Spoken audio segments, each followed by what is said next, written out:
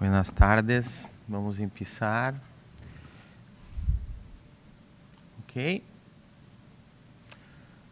então nós vamos falar de la ressonância em las artrites, pero não vamos incluir las espondiloartrites mucho. Vamos lá.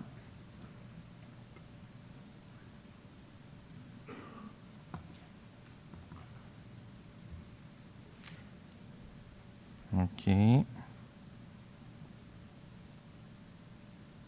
Não está passando. Agora sim. Ok. O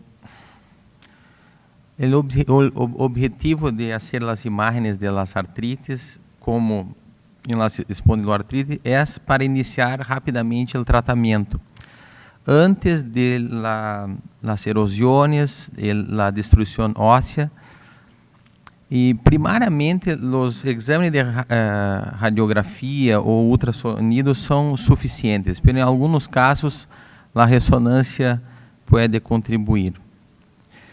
A ressonância é importante em las artrites para ter uma baseline, exame de base para ver o dano articular e poder fazer seguimento depois, para classificar uma artrite que se há dúvida, também critérios prognósticos e avaliar a responsividade ao tratamento. E o que nós vamos procurar em la ressonância? Muito, o Dr. Carantanas falou agora, procuramos por sinovites, bone marrow edema, que é a sigla BMI. Essa sigla é muito utilizada nos artigos de reumatologia. Las tenosinovites, las entesites em caso de las espondiloartrópatas e também las erosiones ósseas, que é mais avançado. Como chamamos la sinovite? O que é uma sinovite? Muitas vezes nos deparamos solamente com derrame articular, solamente com o líquido aumentado e não visualizamos la sinovial, não visualizamos impregnação pelo contraste, solamente o derrame. Na maioria destes casos, não é uma sinovite primária. Na maioria desses casos, é uma sinovite secundária a uma alteração traumática. Acá, nesse caso, podemos ver diretamente a sinovial espessada. Isso é um exame de rotina.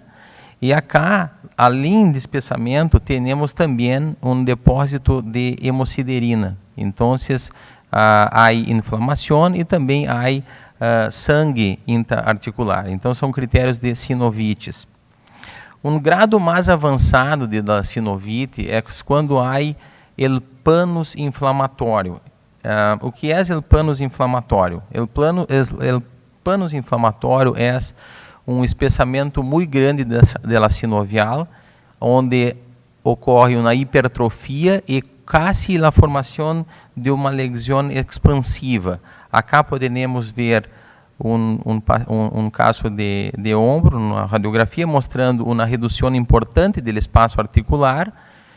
Acá o fluido, bem com hipersinal compatível com fluido e acá, em sagital, podemos observar que o fluido está separado do pannus inflamatório intraarticular, que é mais de outro color não tão claro como do fluido, ok? Então, é muito sugestivo de pannus associado a artrite reumatoide.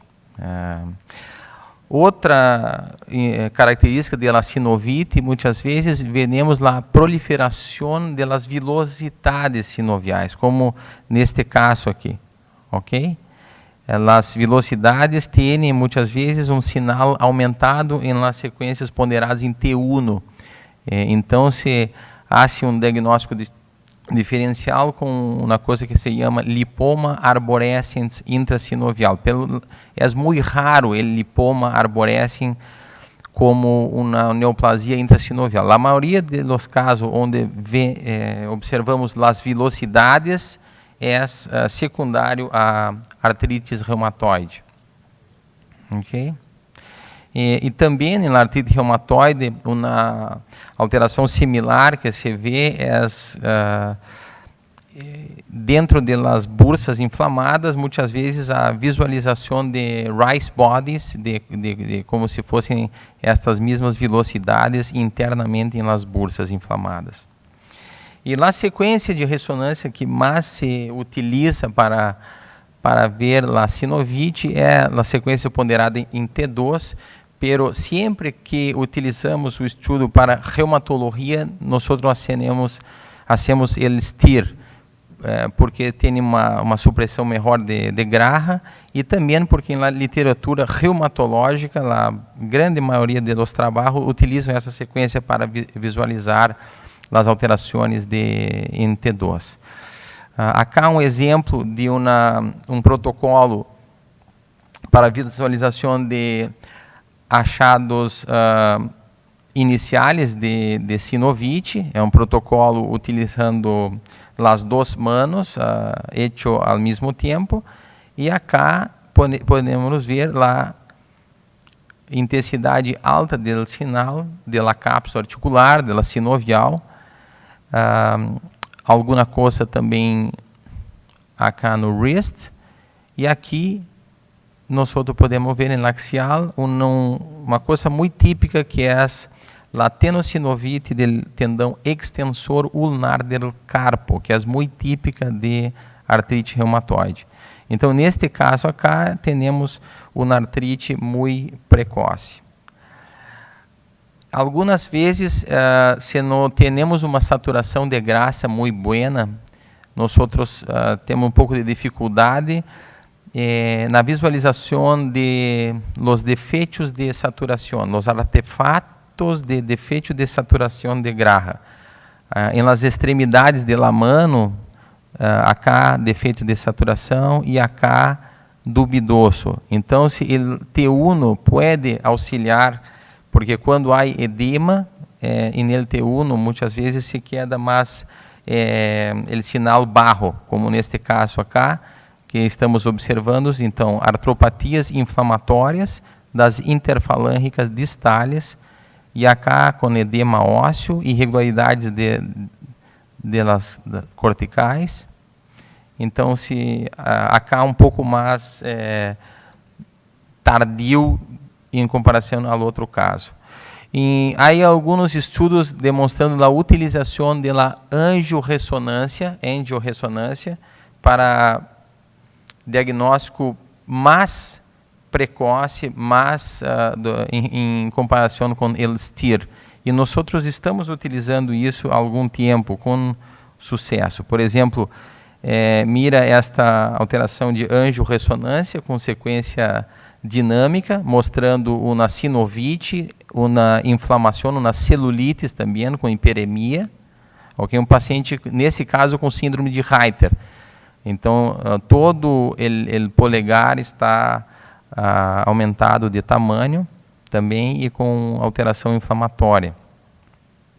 Nesse outro caso, quando temos dúvida em las sequências STIR, esta sequência de angiorressonância, as imagens são muito mais claras, podem confirmar as zonas de sinovite que estão com hiperemia, estão com hipervascularização. Então, para nós está em nossa rotina de achados de exame para artrite reumatoide precoce.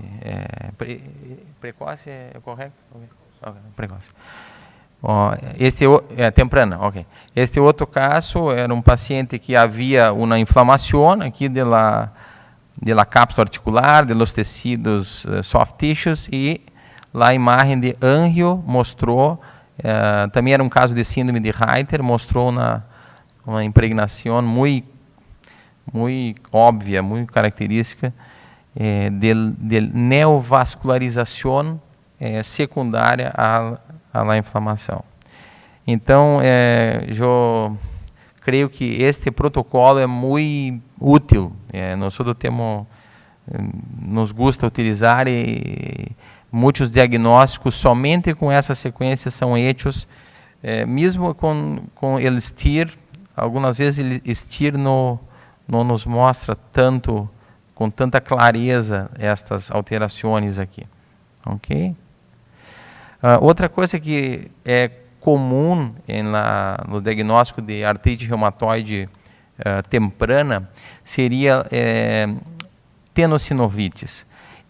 Pero tem que ter cuidado para fazer esse diagnóstico. Muitas vezes, mesmo em pacientes assintomáticos, algum fluido ao redor de los tendones pode ocorrer. Então, tem que ter muita...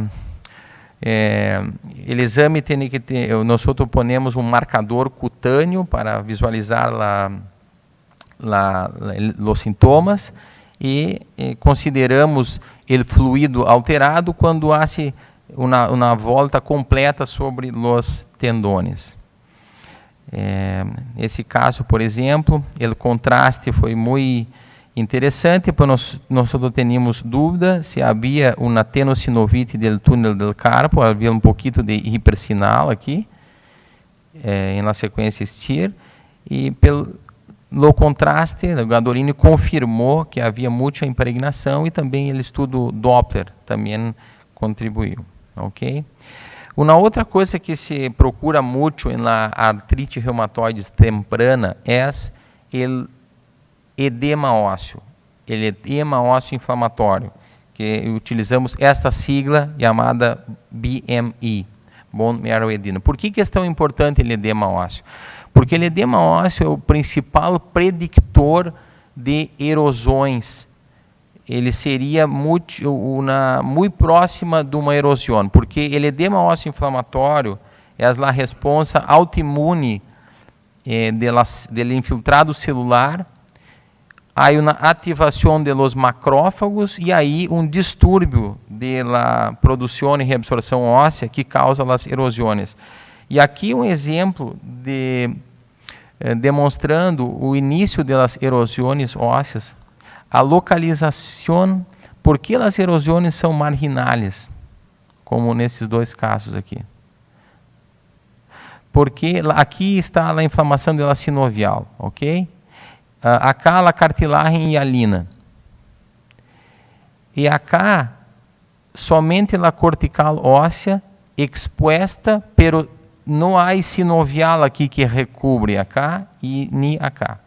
Então, quando a inflamação da sinovial está inflamada, a primeira zona de formação delas erosões é a zona marginal, porque está desnuda a cortical e não há erosão, por exemplo, na superfície de cartilagem acá. Ok? Nos casos delas espondiloartrópades, como o Dr. Carantanas falou,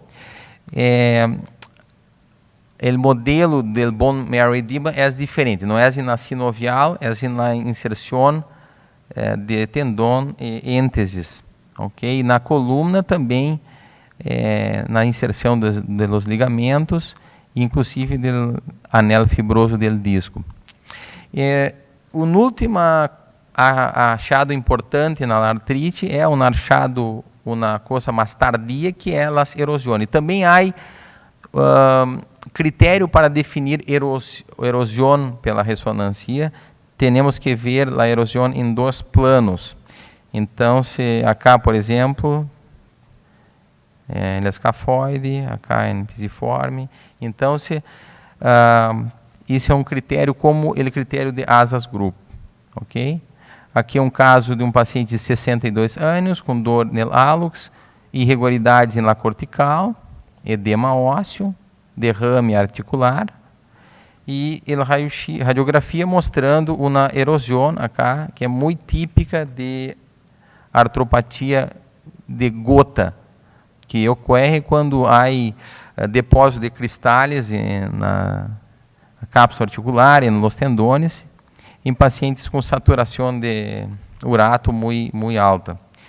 Assim como na gota, também nós temos outros cristais que podem causar artrites. Por exemplo, o cristal de pirofosfato de cálcio e também os cristais de hidroxiapatita. pero eles podem ser silenciosos. Nós podemos ter os cristales em los tendones e não ter problema algum.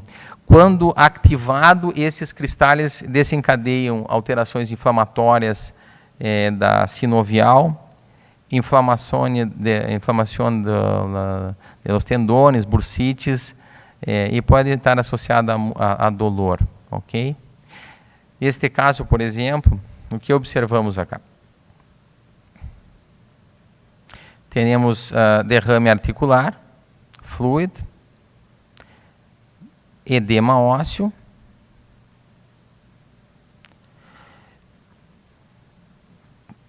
e a tomografia demonstra calcificações acá. Então se trata de uma artropatia do pirofosfato de cálcio. É muito similar solamente a ressonância, muito similar à artrite reumatoide. Então, a importância de ter um raio-x também, e no caso a radiografia tinha dúvida, então fizemos uma tomografia para conseguir mirar melhor os depósitos de pirofosfato.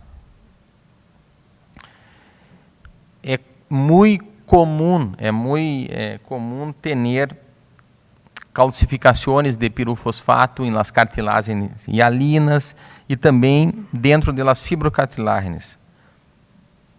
Esse estudo que hicimos demonstrou cerca de 20 a 40% de los cadáveres tinham normalmente essas calcificações em la cartilagem sem nenhum sintoma prévio. Então, é parte de envelhecimento do sistema musculoesquelético, deposição de pirofosfato de cálcio. É muito comum e quanto mais viejo, mais comum. Também na coluna é muito comum dentro de los discos, junto da cápsula articular. Cerca de 26% das autópsias. Então, faz parte de um envelhecimento. Muitas vezes pode ser exacerbado, como neste caso, por exemplo, onde temos uma hipertrofia desta depósito de pirofosfato de cálcio, inclusive com compressão do canal e mielopatia secundária. Este diagnóstico se chama de Crowned Dent Syndrome. Em português seria corona denteada. Ok? E nesse outro caso, o que temos aqui?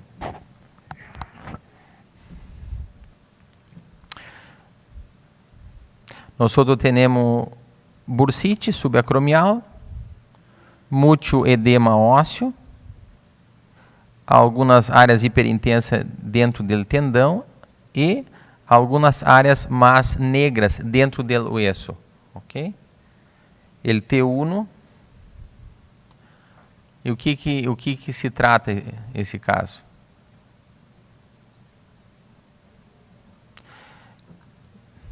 Estudo de radiografia demonstra então a calcificação, e isto acá, os pontitos negros são a migração intraóssea de los cristales, que neste caso não é pirofosfato, é hidroxiapatita, ok? Também é comum em pessoas assintomáticas, o tendão supraespinhoso é o mais acometido,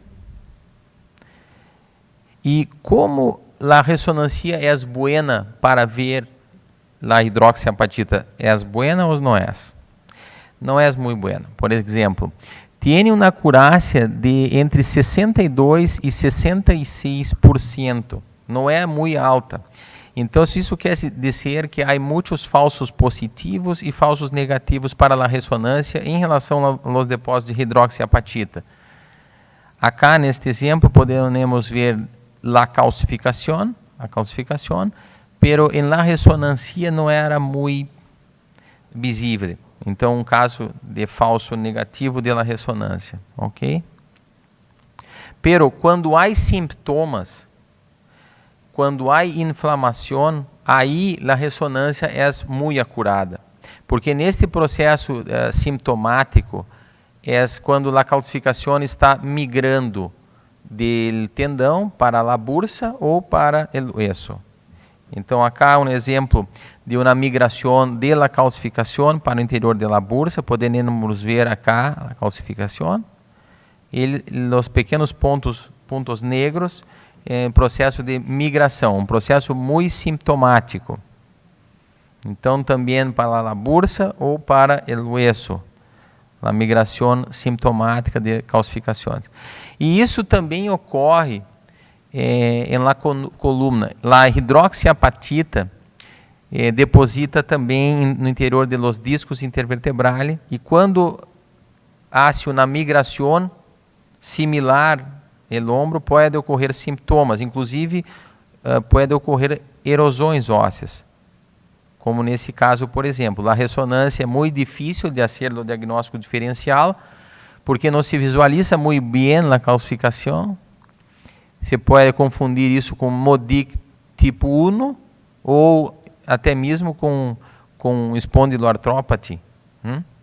Pela tomografia, muitas vezes nos ajuda para ver e definir o diagnóstico. É muito patognomônica a tomografia quando encontra esta calcificação.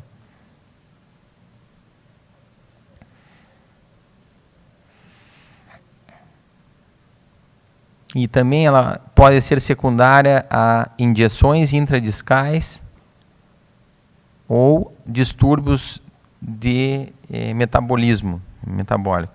E ao contrário do pirofosfato, as calcificações de hidroxiapatita são mais arredondadas, mais aspecto de uma nuvem, enquanto as do pirofosfato são mais lineares. Então, essa é a diferença. E acá também poderemos ver, no atlanto axial, a calcificação de pirofosfato, mais linear, e da hidroxiapatita mais arredondada, mais em forma de nuvens, com algumas erosões, muitas vezes. Ok? Acá um outro exemplo bem clássico de hidroxiapatita, arredondada, em formato de nuvem, acá. Em la tomografia, podemos ver acá, e na ressonância, muitas vezes parece uma hérnia de disco mais proeminente, pero com sinal barro nas sequências. Há um diagnóstico diferencial com essas patologias de calcificações na coluna, que é uma coisa um pouco nova, creio que em 2012, publicado o primeiro artigo mostrando o que mostrava? Uma desestruturação completa da coluna, degeneração, fenômeno del vácuo e migração de calcificações para o interior do canal vertebral. Então, se chamou de Destructive Discovertebral Degenerative Disc Disease. Não se associou isso, não se sabe se a hidroxiapatita que há encontrado aí é secundária a uma instabilidade, a uma degeneração, ou se essa hidroxiapatita ocasionou essas alterações degenerativas. Então, tem o que? Mal alinhamento, uma perda importante da altura dos discos, alterações de las placas de cortical, e que se chama bone sand, arena no interior do spinal canal, ok?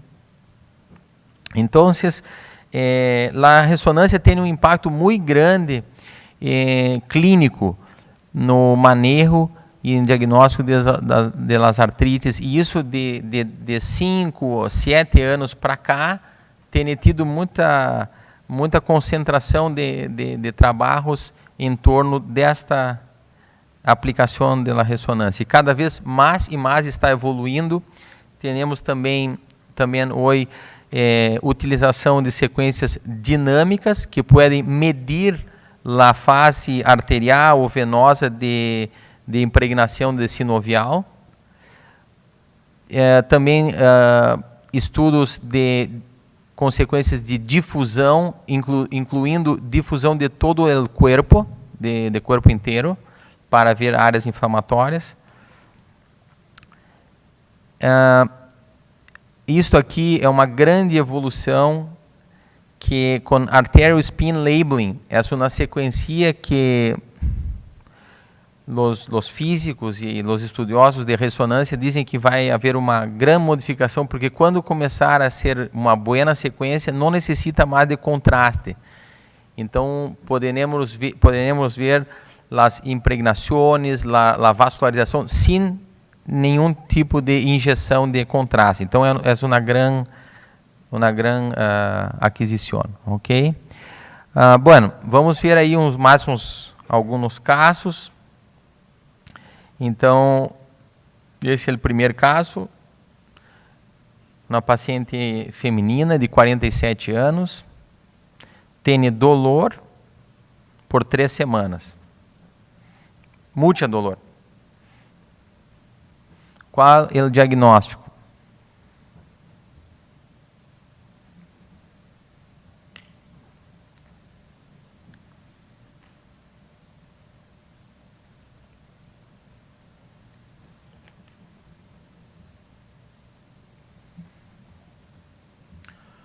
Bueno, isso aqui é uma demonstração por angiorressonância de los efeitos inflamatórios de uma migração de um depósito de calcificação, de uma hidroxiapatita para a bursa subacromial, ok? E esse outro caso aqui, paciente feminina, 25 anos, com wrist pain e knee pain, bilateral.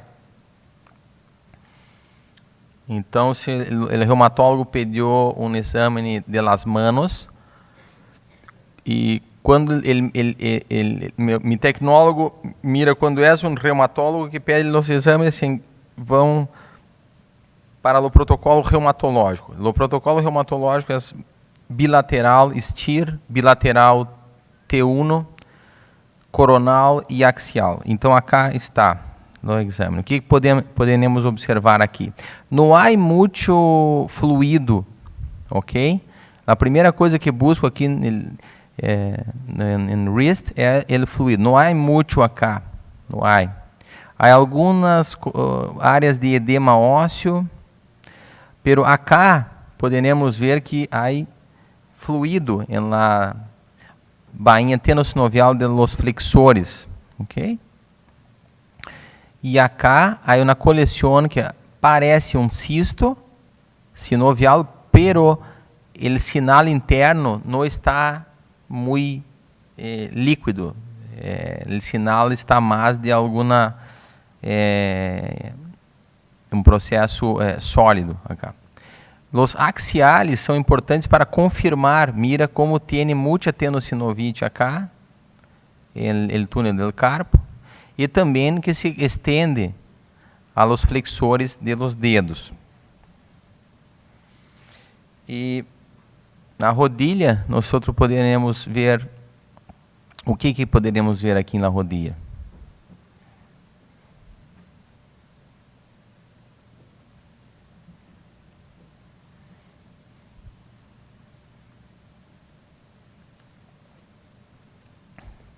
Fluido e acá o pânus inflamatório, e também uma erosão acá, bem em la margem. Aqui há outra pequena, pero está empissando, está mais difícil esta acá. E aqui também há pânus inflamatório. E acá observamos velocidades hipertrofiadas de la sinovial, com hipersinal em T1. E acá um pequeno linfonodo, é linfonodo, correto?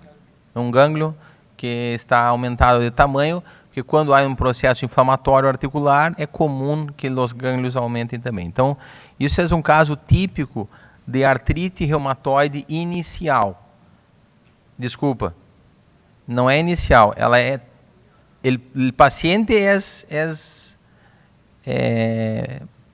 tem apenas 25 anos, pero tem erosão óssea na rodilha. Então, não é inicial, é uma artrite já avançada em um paciente com pouca idade. Então, aqui mostrando com mais o zoom, né, mostrando mais focado aquele mesmo paciente, as erosões e também a sinovite com velocidade sinovial. Aqui um outro paciente, feminino, 55 anos, 4 meses de dolor em las manos.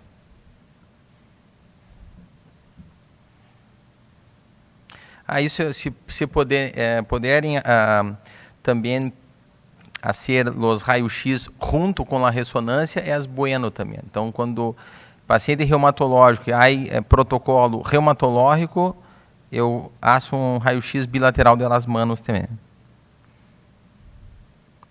Nós não vimos nada cá.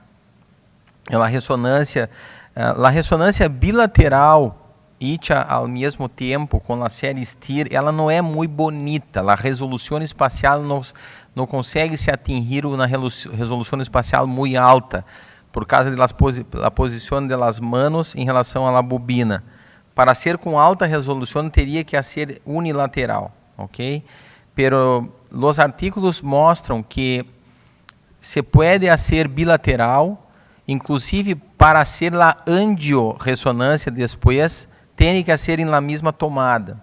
Então, não se perde diagnóstico significativo com a resolução assim, tá? Então, não é muito bonita, pero é resolutiva. E acá, o que vemos acá? Uma sinovite metacarpofalângica e uma sinovite acá e na interfalângica proximal de los terceiros raios, ok? E também a tenossinovite do tendão extensor ulnar do carpo e uma tenossinovite do túnel do carpo.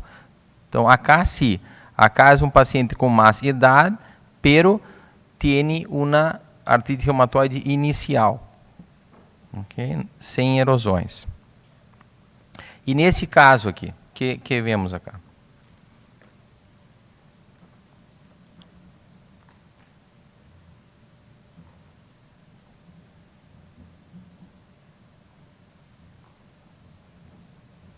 Quem acha que isso aí é quem pensa que é uma artritis inicial? Quem pensa que é uma degeneração articular? Artrosis? Ok. E agora? Temos muito osteófito aqui. Um osteófito muito proeminente, espaço muito reduzido, não temos erosão, e temos também derrame articular, há líquido articular acá, e edema ósseo e formação de cisto ósseo, ok? Então, esse caso é para mostrar que uma artrose muito avançada, ela desenvolve uma sinovite. Uma sinovite secundária à artrose, secundária a los debris articulares da cartilagem que irritam a sinovial, ok? Então esse é o diagnóstico final, uma osteoartrose glenohumeral. Acá um outro caso, que o raio-x mostrando importante redução simétrica do espaço articular e mira a ressonância. O pânus inflamatório acá, podemos ver, ele fluido e aqui o pânus inflamatório. Então, muito típico esse caso para artrite reumatoide, ok? E esse outro caso extra, o que podemos ver aqui? Muito fluido, espessamento da sinovial. E característica destes tipos de erosões e cistos que não se enquadram em típico de artrites reumatoides. Esta porção da cabeça humeral é muito típico para sinovite vilonodular pigmentado. Então, outro tipo de diagnóstico. Isto é classificado como um tumor de la sinovial. Então, como se fosse uma neoplasia benigna de la sinovial. Aqui um outro caso também.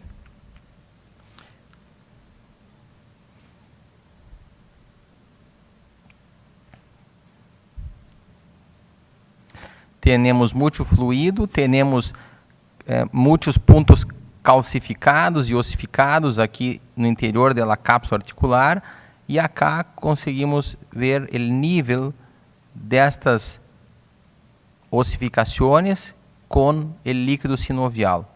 Não há erosões, não se observam cistos. Então, isso é muito típico de osteocondromatose sinovial, que também é uma neoplasia benigna de la sinovial. Ok? Então, são casos muito característicos, um diagnóstico diferencial muito amplo no ombro. E acá vou mostrar um caso que representa uma afecção muito comum nas articulações e que muitas vezes é difícil de diagnosticar. Nós estamos vendo uma quantidade aumentada de líquido na bainha do tendão do bíceps. Veremos mais algo acá.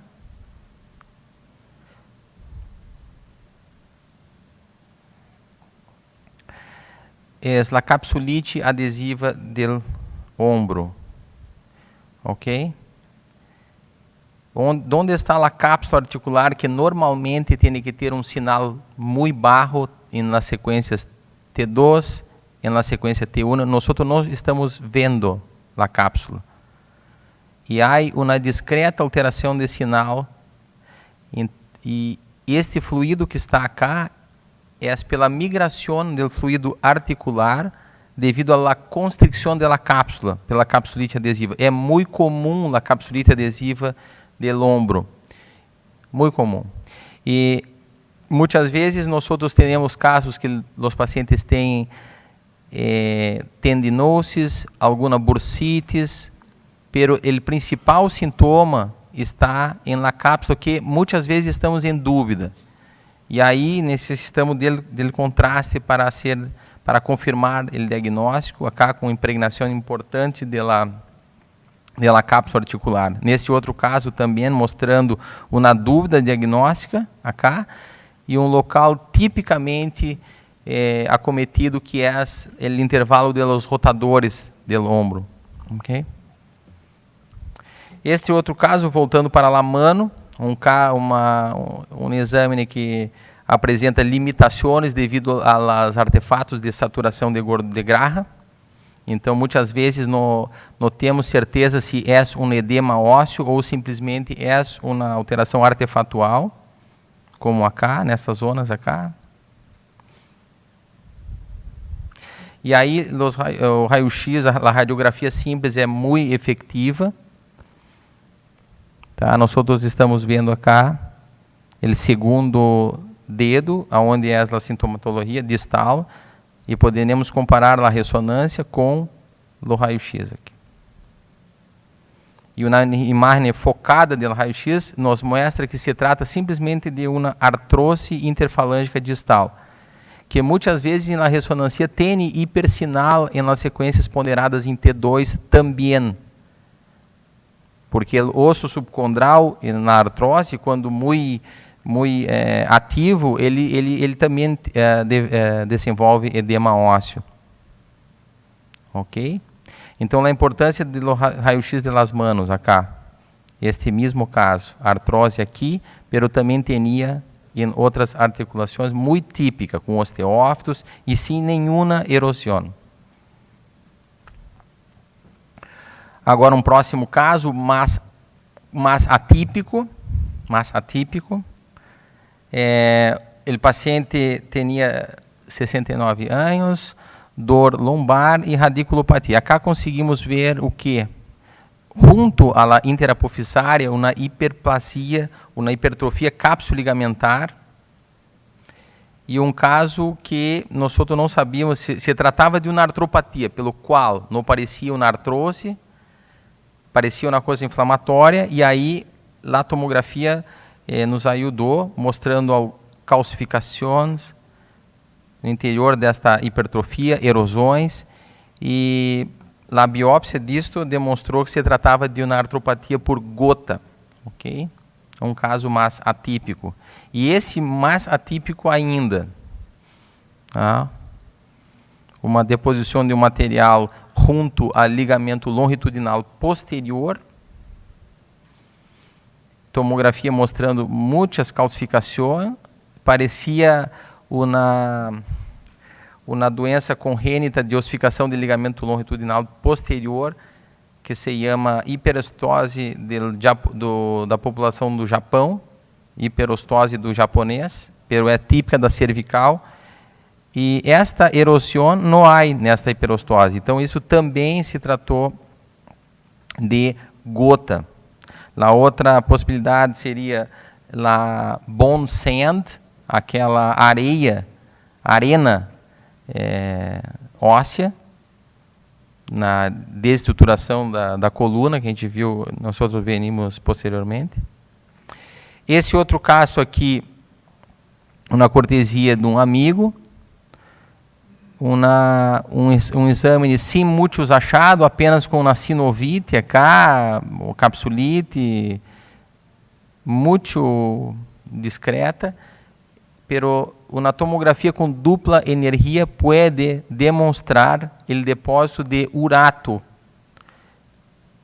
sendo o diagnóstico de gota. Então, é um caso bem interessante. Acá há um outro caso de uma artropatia, havia fluido no primeiro compartimento, um grande cisto intraósseo, pero não se sabia do diagnóstico acá. E na tomografia com dupla energia, ela tem uma acurácia muito boa para visualizar o depósito de cristais de urato, então, sendo o diagnóstico final de gota. Ok? Esse caso nós publicamos em Skeletal Radiology, creio que há uns 3 ou 4 anos atrás. É muito interessante. Ok? Uma senhora de 42 anos tem dor na rodilha e não sabe o que é. Tem fator antinuclear, reumatoide, HLA-B27, tudo negativo. Ok? O que observamos acá, uma hiperintensidade na cápsula supraarticular, uma hiperintensidade ao redor do ligamento cruzado anterior e uma discreta hiperintensidade junto à cápsula articular. E notem, há muito pouco líquido intraarticular, quase nada de líquido intraarticular. Ok? E, utilizando o gadolínio, há uma impregnação da cápsula suprapatelar e sinovial e também do ligamento cruzado, ao redor do ligamento, aquele em torno do ligamento cruzado anterior. Isso se há reportado inflamação da sinovial que recobre o ligamento cruzado anterior e também em espondiloartropatias, em artropatia por gota. Ok?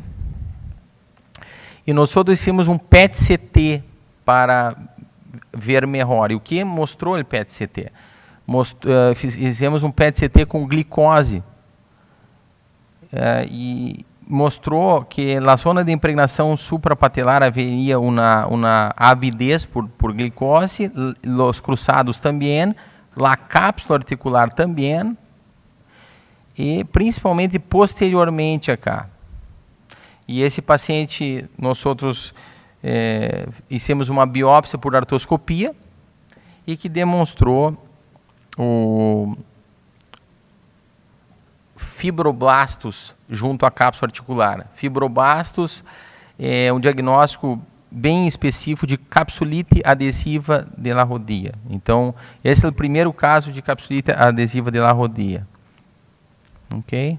Então, aqui um resumo do caso. Então, quando você virem um paciente com muitos sintomas na rodilha, pero que não há quase nada de fluido interarticular e há muita hiperintensidade de sinal, de recesso suprapatelar e também de lo cruzado anterior, esse diagnóstico ele provavelmente é possível.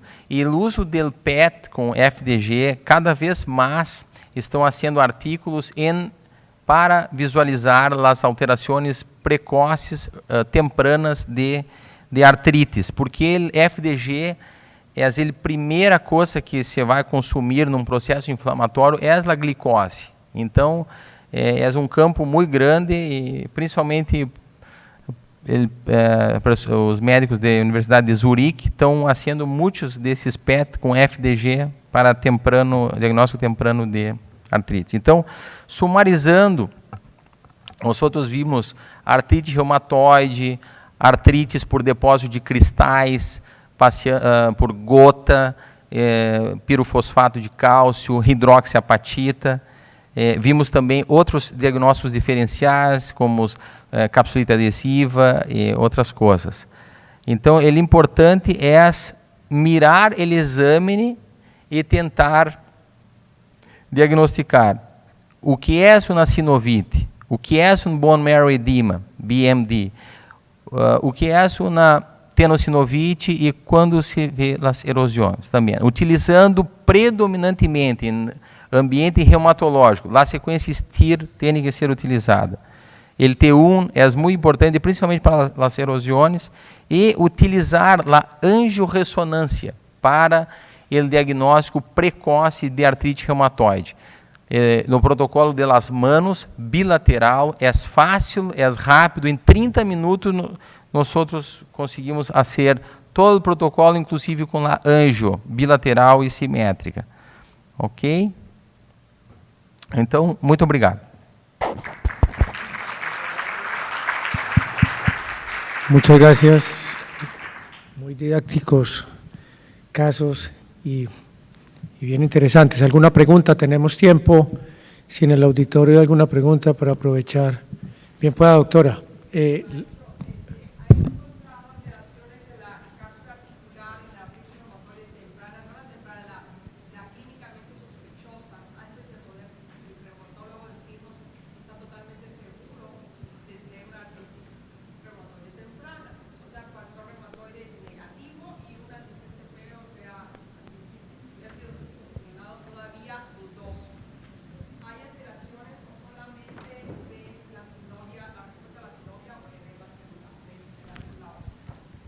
Não, a mais temprana de todas seria a sinóvia. Simplesmente o edema da sinóvia, observado primeiramente na angiorressonância e depois com STIR.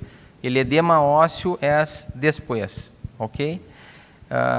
Não creio que entendi muito bem a pergunta. A capsulite em relação a...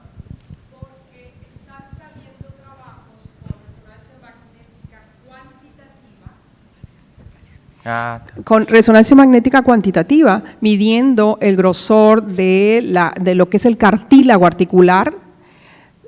Sí. Claro, en la artritis reumatoide, si comenzamos a ver que es la sinovitis, la primera respuesta inflamatoria y agresiva del proceso de la historia natural de la enfermedad, del proceso, perdón.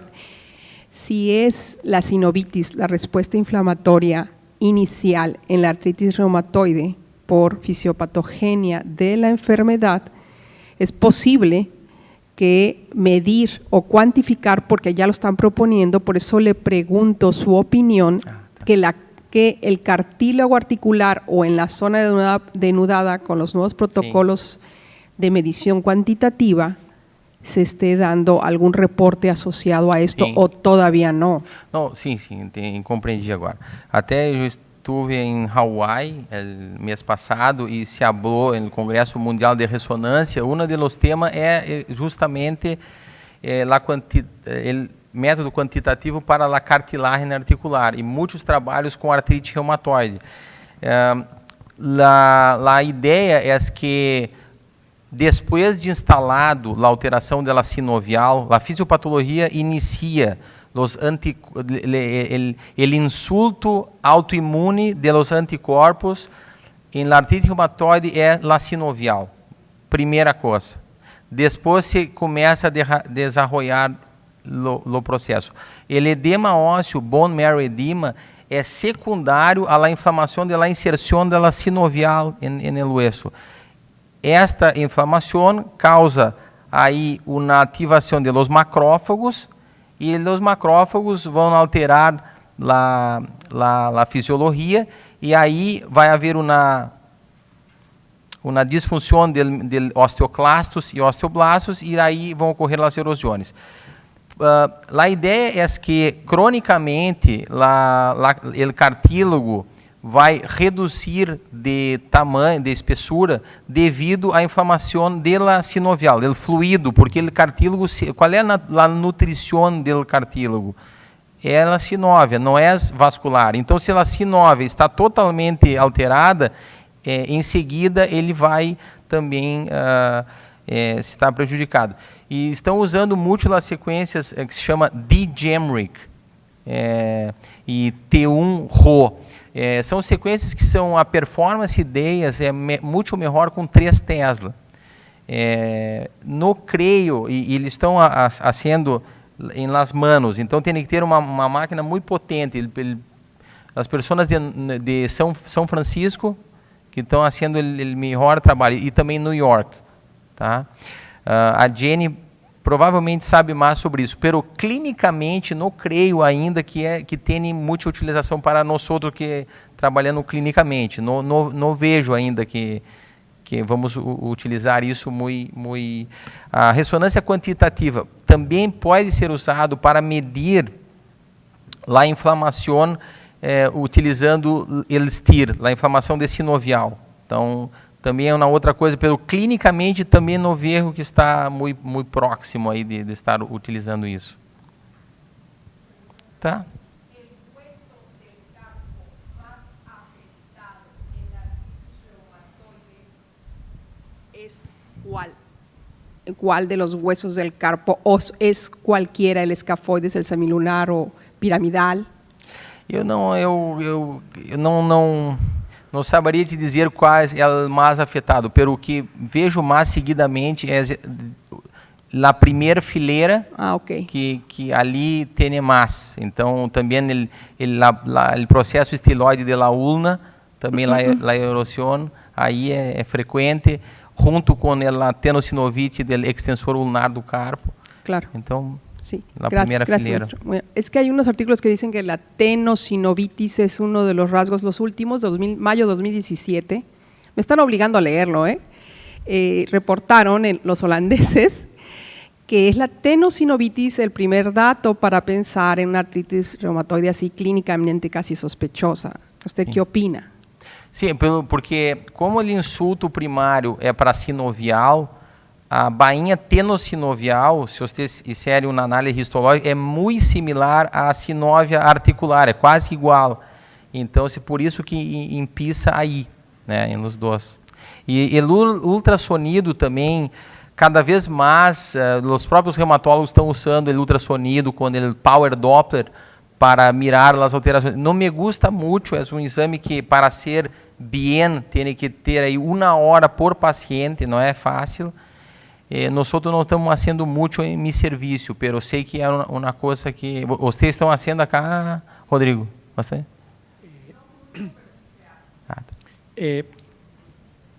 Creo que la última pregunta en aras del tiempo. Claro.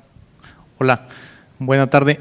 Yo soy radiólogo, estoy en la ciudad de Querétaro, me dedico mucho al músculo esquelético, trato mucho con ortopedistas y 1 de cada 15, 1 de cada 20 pacientes no les encontramos una lesión traumática, un desgarro cruzado, una lesión colateral o menisco, y nos encontramos estos hallazgos sutiles que usted describe.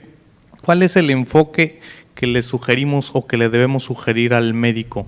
sacar líquido articular, hacer marcadores reumatológicos o qué enfoque, o cuáles son las sugerencias para el clínico con este tipo de enfermedades? É comum essa pergunta, é muito interessante, porque muitas vezes o sintoma é óbvio para o ortopedista, o reumatólogo, nos manda o paciente e não sabemos o que há. Não há menisco, não há cartilagem, não há cruzado, e aí o que é então? Então, se há solamente fluido, derrame articular, provavelmente é uma sinovite inespecífica. Não é uma artrite reumatoide, não é uma espondiloartrite.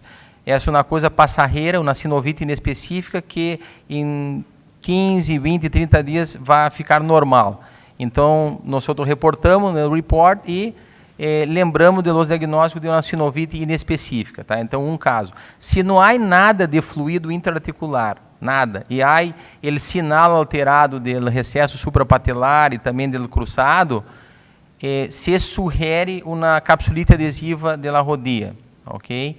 E aí, não é um diagnóstico muito conhecido do mundo ortopédico, então há que explanar ao médico, ligar para ele, e uma sugerência, muitas vezes, uma injeção de fluido intraarticular, tipo, não sei qual é o nome, artrodera, viscosidade, aquele material que é mais viscoso, que se injeta dentro da rodilha para artroses.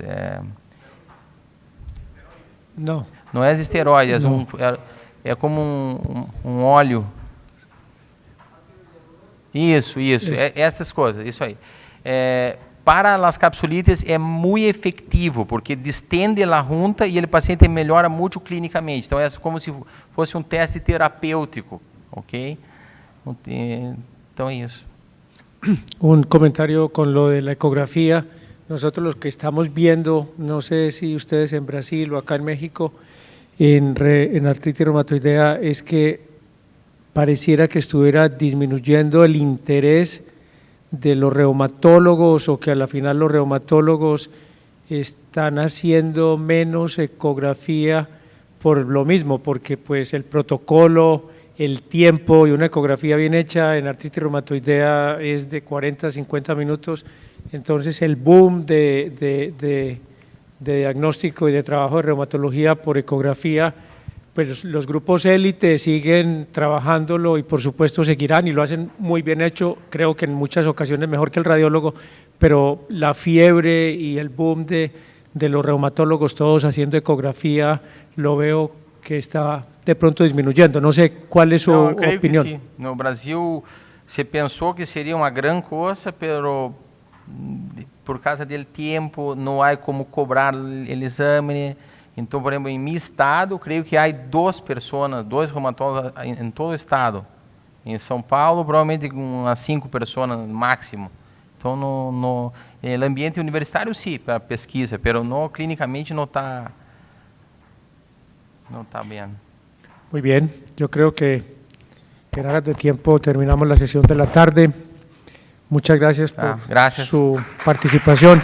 Muchas gracias, doctor, por la conferencia.